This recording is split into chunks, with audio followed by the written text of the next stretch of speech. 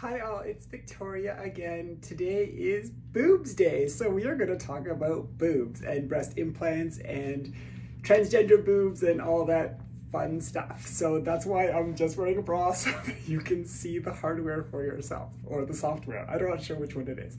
Anyways, so I had my breasts done June of 2020 at the Visage Clinic in Toronto. I still need a bra, yes. And they were done about a year after I had my after I started hormones. So I had definitely had a little bit of natural tissue, but not a lot of natural tissue. So I was probably working small A / very, very small B, possibly. Right now I wear a 36 double D, so that's a bit of a difference than from before.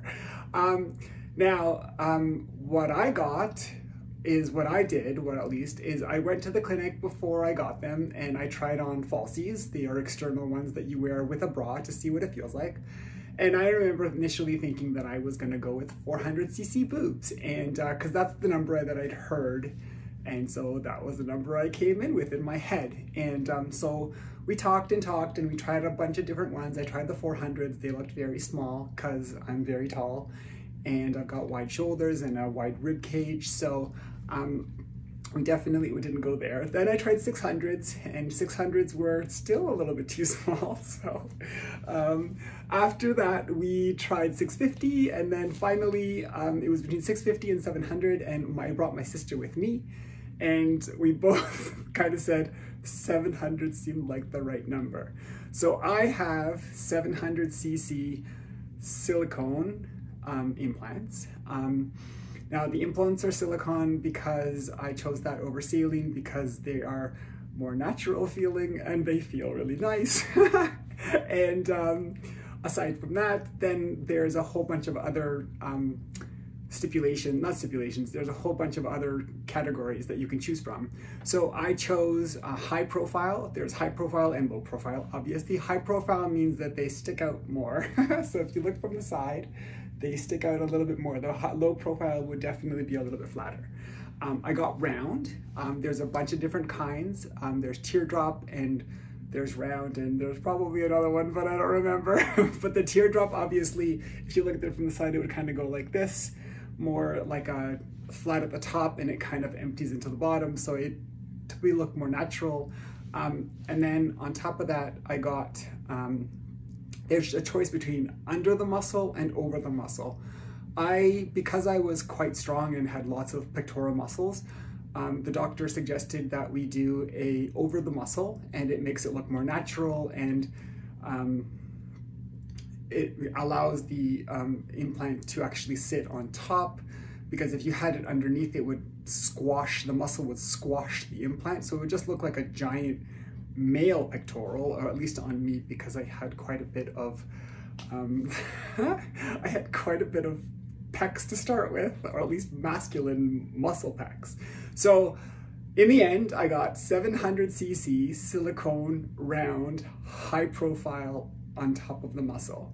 And my incision is underneath. It's only about this big. It's about an inch and a half, not even. And because he is such an amazing surgeon, you can't even see it.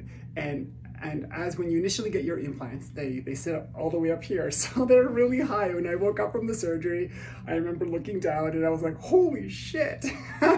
And so, because they really sit high, they're like in your face all the time. And then slowly they settle and they come down. And then what happens after about 3 months is the implant actually itself becomes encapsulated by, I'm not sure what kind of tissue it is, but it's in effect, it becomes encapsulated and it stays where it's supposed to stay. So from this point on, the implants are going to stay where they are. They are not going to drop anymore. They're very safely secured and they're not going to shift. So if you initially get the implants and you're not careful, you have to wear like a special bra, and the bra keeps it down. And then on top of that, I would wear like a hard band to push the implants down so that they didn't stay in my face.